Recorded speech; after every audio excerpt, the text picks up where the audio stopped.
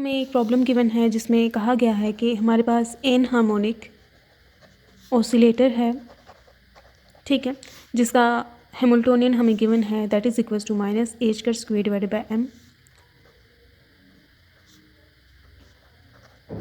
ठीक है। और ये एन हार्मोनिक का हम हैमिल्टोनियन होता है, ये हमें गिवन है और हमें कहा गया है कि first order energy correction find out की जाए फॉर ग्राउंड स्टेट। ओके, तो ground state n is equals to 0 पे अकर होती है, ठीक है। और हमने फर्स्ट ऑर्डर एनर्जी करेक्शन इसके लिए फाइंड आउट करना है और हमें बताया गया है कि इसका जो अनपर्टर्ब हैमिल्टोनियन है वो हार्मोनिक ऑसिलेटर के हैमिल्टोनियन के इक्वल है। तो इट मीन्स कि ये जो हैमिल्टोनियन है जो कि हार्मोनिक ऑसिलेटर का है, हमें पता है दैट इज़ अनपर्टर्ब्ड सिस्टम का हैमिल्टोनियन। तो अगर हमें पर्टर्बेशन चाहिए, ठीक है, तो हम क्या करेंगे कि ये वाली चीज़ इधर ले जाएंगे, दैट इज़ लाइक हमें पता है ये हमें अगर ये चाहिए तो हमें ये करना होगा, तो इसके लिए हम ये वाली क्वांटिटी उधर ले जाते हैं। ये पहले भी हमने डिस्कस किया था।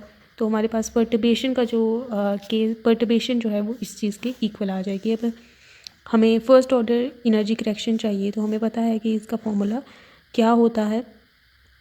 तो दिस इज़ इंटेग्रल, और यहाँ पे ये क्योंकि है 1t का केस है ना, ठीक है।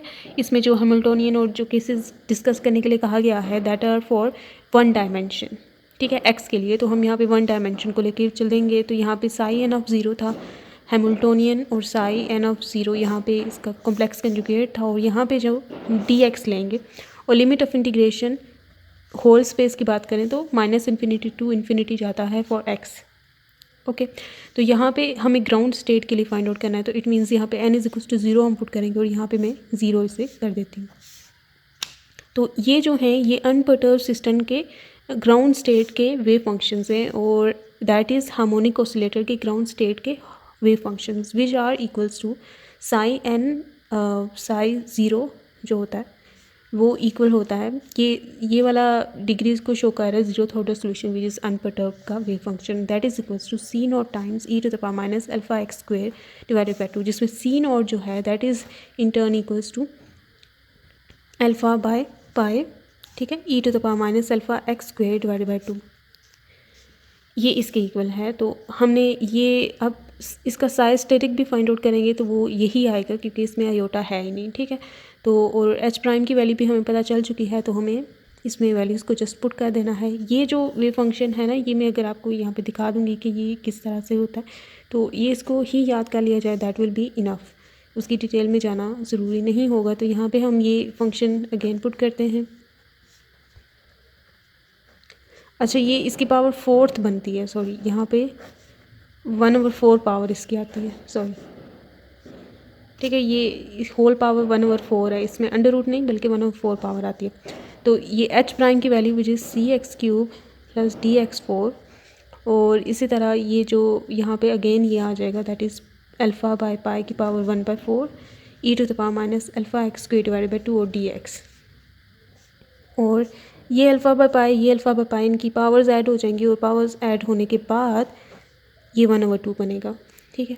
और ये -∞ टू इन्फिनिटी ये जो है ये और ये दोनों की पावर्स क्योंकि सिमिलर हैं, बेसिस सेम हैं, इन दोनों की बेसिस सेम है, तो पावर्स ऐड हो जाएंगी, और ऐड होने पे माइनस अल्फ़ा एक्स स्क्वेयर आ जाएगा। Minus alpha square by 2 minus alpha square by 2 is minus alpha square, तो ये इस तरह से आ जाएगा, और ये c(x³ + dx4 dx as it is आ जाएगा। अब ये इंटेग्रल इसके साथ भी है, ये इंटेग्रल का पार्ट इसके साथ भी है, तो इनको सेपरेट करते हैं। तो यहाँ पे ई एन, और अच्छा ये ई 0 हो चुका है, ई 0 अल्फ़ा बाय पाई का अंडर रूट आ जाएगा, ये -∞ to +∞ c(x³ e to the power minus alpha x square plus dx4 e to the power minus alpha x square dx। Hi everyone, मैं फ्यूचर से यहाँ पे आई हूँ ताकि ये आपको बता सकूँ कि यहाँ पे जो सुपरस्क्रिप्ट है यहाँ पे 1 आता है, ठीक है, ये तो नहीं लेकिन ये, ठीक है, यहाँ पे सुपरस्क्रिप्ट पे 1 आता है क्योंकि हम फर्स्ट ऑर्डर करेक्शन को फाइंड आउट कर रहे हैं। तो फर्स्ट ऑर्डर करेक्शन है तो यहाँ पे सुपरस्क्रिप्ट में तो 1 ही आएगा, जबकि सबस्क्रिप्ट में जो कि ग्राउंड स्टेट को शो करता है 0 ही आएगा। ये मैं लास्ट में इस चीज़ को क्लियर भी करूँगी, करेक्ट भी कर दूँगी। लेकिन जस्ट इन द केस कि आप पहले ही कंफ्यूज ना हो जाएं कि मैंने यहाँ पे 0 0 क्यों ले लिया है, ठीक है। तो अगर ये फर्स्ट करेक्शन है तो यहाँ पे 1 आएगा, और जो 0th ऑर्डर करेक्शन जो कि अनपर्टर्ब्ड सिस्टम की एनर्जी है उसके लिए आप 0 यहाँ पे यूज़ करते होते हो। Thank you. ठीक है, अब ये जो इंटेग्रेंट है ना, ये इसमें ये इंटेग्रेंट ये ऑड है, ठीक है। इंटेग्रल ऑड इंटेग्रल वो होता है ऑड फंक्शन, ठीक है, जिसमें अगर हम -x पुट कर दें,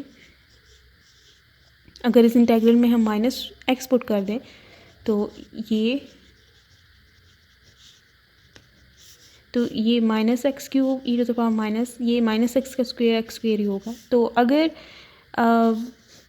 1 एक्सिस में 1 डोमेन पॉजिटिव डोमेन में ये फंक्शन ऐसा है, तो नेगेटिव डोमेन में ये फंक्शन उसका equal but opposite in polarity होगा, सच दैट कि जब आप पूरे स्पेस में इसको इंटेग्रेंट को फाइंड आउट करते हैं तो ये नेगेटिव वैल्यूज़ और ये पॉजिटिव वैल्यूज़ ऐड अप होकर 0 रिजल्ट दे देती हैं। ये होता है ऑड इंटेग्रेंट, ठीक है, नेगेटिव पोलैरिटीज़ में, और वो इक्वल इन मैग्नीट्यूड होती हैं। जैसे हम ये देख सकते हैं, ये सिमिलर फंक्शन आया है लेकिन ऑपोजिट इन पोलैरिटी, ठीक है। तो ये नेगेटिव एक्सिस में ये सारी की सारी वैल्यूज़ नेगेटिव हैं, पॉजिटिव में सारी की सारी पॉजिटिव, ऐड अप होकर वो 0 रिजल्ट दे देती हैं। ऑड फंक्शंस की डिटेल के बारे में हमने एक वीडियो भी की है, फोरियर सीरीज़ वाले सेक्शन में है, मैथमेटिकल मेथड ऑफ फिज़िक्स के सेक्शन में है, जहाँ पे odd and even in functions के बारे में डिस्कस किया गया है। तो आप वहाँ से इसकी डिटेल देख सकते हैं कि इवन और ऑड फंक्शन और नीदर इवन और ऑड फंक्शन के बारे में। तो ये इंटेग्रेंट जो है, क्योंकि ये होल स्पेस पे ही है, -∞ टू इन्फिनिटी है, दैट्स वाई इट इज़ 0। अगर ये 0 टू इन्फिनिटी होता तो हम इसे 0 पुट नहीं कर सकते थे, ठीक है, क्योंकि ये एक ही या पॉजिटिव डोमेन में है या लेट्स से नेगेटिव डोमेन में है।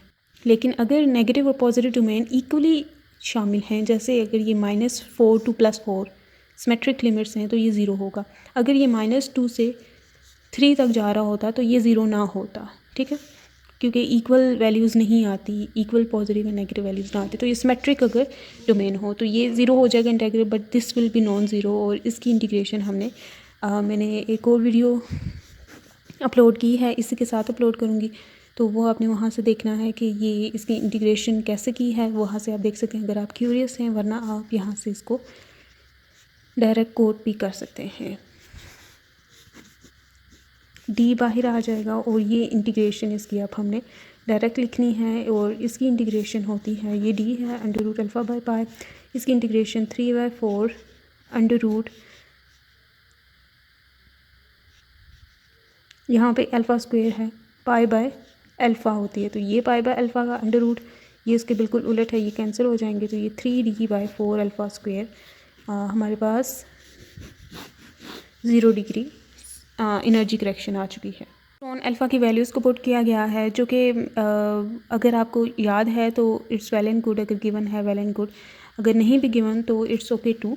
तो यहाँ तक भी ये ठीक है। ये फर्स्ट ऑर्डर करेक्शन हमने फाइंड आउट कर लिया। अब जो हार्मोनिक ऑसिलेटर की ग्राउंड स्टेट एनर्जी होती है फॉर अनपर्टर्ब्ड सिस्टम, ठीक है, अनपर्टर्ब्ड सिस्टम के लिए जो ग्राउंड स्टेट एनर्जी होती है, यहाँ पे सॉरी ये सिंबल में यहाँ पे ये 1 आएगा ना, क्योंकि ये फर्स्ट ऑर्डर करेक्शन हम फाइंड आउट कर रहे हैं, तो आई एम सॉरी यहाँ पे ये यहाँ पे तो 0 आएगा ग्राउंड स्टेट के लिए, यहाँ पे 1 आएगा फॉर फर्स्ट ऑर्डर करेक्शन के लिए, तो ये 1 1 यहाँ पे आता है, ठीक है। तो ये first order correction for ground state, और 0th ऑर्डर जो सोल्यूशन होता है इसका वो इक्वल होता है इन जनरल अगर हम देखें यहाँ पे अगर n होता तो n+1/2 HF के इक्वल होता है। तो n = 0 के लिए आपके पास ये 1/2 HF के इक्वल होगा। तो अगर हम टोटल एनर्जी अगर हम पर्टर्ब सिस्टम की फाइंड आउट करना चाहते हैं तो ये एनर्जी प्लस ये एनर्जी हो जाएगा 1/2 HF + 3d/4 α²। That's the final answer.